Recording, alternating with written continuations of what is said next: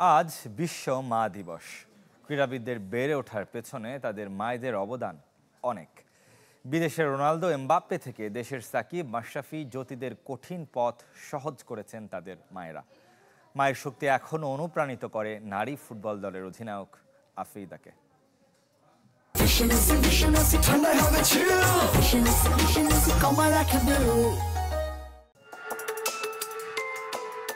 মা, ছোট্ট শব্দটির গভীরতা অনেক। সফলতার পেছনে মায়ের অবদান নেই এমন মানুষ খুঁজে পাওয়া দায়। মে মাসের দ্বিতীয় রোববার বিশ্ব মা দিবস।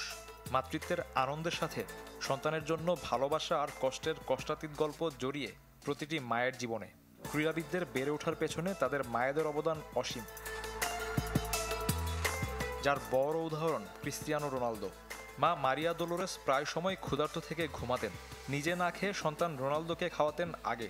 বড় তারকা হয়েও সেদিনগুলো ভুলে যাননি CR7। মায়ের প্রতি এতটুকু ভালোবাসা কমেনি পর্তুগিজ তারকার। বিশ্বকাপজয়ী ফুটবলার কিলিয়ান এমবাপ্পের মা তার এজেন্টই বনে গেছেন।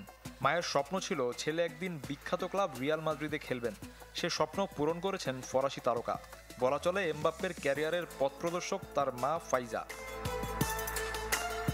বাংলাদেশের ক্রিকেটারদের সঙ্গে জড়িয়ে তাদের মা। সাকিব, তামিম, মুশফিকদের মায়ের গল্প সবার জানা।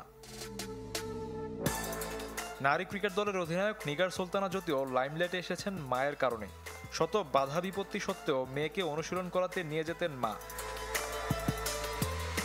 মাকে নিয়ে সামাজিক মাধ্যমে স্ট্যাটাস দিয়েছেন নারী ফুটবল দলের অধিনায়ক আফিদা।